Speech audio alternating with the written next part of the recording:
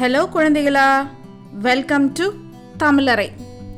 வாங்க நம்ம இன்னைக்கான கதைக்குள்ள போலாம். த பீகாக்ஸ் ட்ரூ கலர், மயிலின் அழகு. கதைக்குள்ள போவோமா? வாங்க. ஒரு பெரிய காட்டுல நிறைய பறவை கூட்டம் இருந்துச்சு.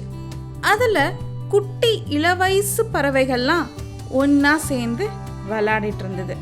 அந்த குட்டி பறவை கூட்டத்துல ஒரு குட்டி மயிலும் இருந்துச்சு.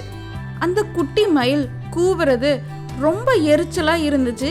எல்லா குட்டி பறவைகளும் அந்த குட்டி மயிலை கிண்டலும் கேலியும் செய்ய ஆரம்பிச்சது. அதனால அந்த மயிலுக்கு ரொம்ப வருத்தமா போச்சு. எப்ப பார்த்தாலும் தான் மட்டும் மட்டம் தட்ட படுறதா குட்டி மயிலால சகிச்சுக்க முடியல. ரொம்ப வருத்தப்பட்ட குட்டி மயில் அங்க வாழ்ந்துகிட்டு வந்த வயசான புறா கிட்ட போய் தன்னோட வருத்தத்தை சொல்லுச்சு. சின்ன பறவைகளோட சண்டைய நினைச்சு அந்த வயசான புறாவுக்கு ரொம்ப சிரிப்பு வந்துச்சு. அந்த குட்டி மயிலுக்கு தன்னம்பிக்கை வரணும்னு நினைச்ச புறா அழகான குரல் வச்சிருந்த குயில் பத்தி சொல்லுச்சு.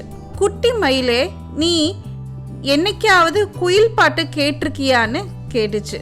அதை கேட்ட குட்டி மயில், ஆமா, நான் கேட்டிருக்கேன். குயில் ரொம்ப அழகா பாடும், அதோட குரல் ரொம்ப அழகா இருக்கும்னு சொல்லுச்சு. உடனே அந்த குட்டி மயில குயில் கிட்ட கூட்டிட்டு போய், அழகா பாடுற குயிலே, உனக்கு வாழ்க்கையில வருத்தமே இல்லையான்னு கேட்டுச்சு. உடனே அந்த குயில் சொல்லுச்சு, அழகா பாடி என்ன பயன்? என்னால அழகா நடனமாட முடியாது, வேகமா பறந்து இறை தேட முடியாது, என்னோட உருவம் வேற சின்னதுன்னு தன்னோட குறைகளை அடுக்கிக்கிட்டே போச்சு. இத கேட்ட புறா சொல்லுச்சு, பார்த்தியா, குரல் நல்லா இருந்தா நல்லா வாழலாம்னு நீ நினைக்கிற, ஆனா குரல் நல்லா இருக்கிற பறவையே ரொம்ப வருத்தத்துல இருக்கு, உனக்கு அது மாதிரி வாழணுமான்னு கேட்டுச்சு. அதை கேட்ட குட்டி மயிலுக்கு நல்ல குரல் மேல இருந்த ஆசையே போயிடுச்சு. அப்பதான் குயில் கிட்ட கேட்டுச்சு, உனக்கு எந்த பறவை மாதிரி இருந்தா நல்லா இருக்கும்னு ஆசைப்படுற அப்படின்னு. உடனே அதுக்கு அந்த குயில் சொல்லுச்சு, எனக்கு மயில் மாதிரி மாறணும்னு ஆசைன்னு சொல்லுச்சு. இதை கேட்டு அந்த குட்டி மயில் கேட்டுச்சு, ஏன் அந்த குயில் என்ன மாதிரி மாறணும்னு கேட்டுச்சு. எனக்கு நல்ல குரல் இல்லையேன்னு சொல்லுச்சு. அதுக்கு அந்த புறா சொல்லுச்சு, உனக்கு குறைன்னு நினைக்கிறது இன்னொரு பறவைக்கு இருக்கிற மாதிரி மற்ற பறவைகளுக்கு இருக்காத நல்ல விஷயங்களும் உனக்கு இருக்கு.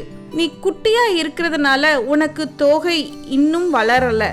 நீ பெரியவனா வளர்ந்ததும் உனக்கு மிக அழகான தோகை வரும். எல்லா பறவைகளும் உன்னோட அழகை பார்த்து கொண்டாடுவாங்க. அதனால இன்னைக்கு நீ இருக்கிற நிலைமைய பார்த்து கிண்டல் செய்யறவங்க விட்டுட்டு நல்ல மனசோட நல்ல தன்னம்பிக்கையோட வளரணும்னு சொல்லுச்சு. பெரிய பறவையான புறாவோட அறிவுரையை கேட்ட குட்டி மயில் மனசு தைரியமா வாழ ஆரம்பிச்சிச்சு. ஓகே குழந்தைகளா, இந்த கதை உங்களுக்கு ரொம்ப பிடிச்சிருக்குன்னு நினைக்கிறேன். இதே மாதிரி இன்னொரு கதையில நாளைக்கு சந்திக்கலாம். அது வரைக்கும் see you, bye.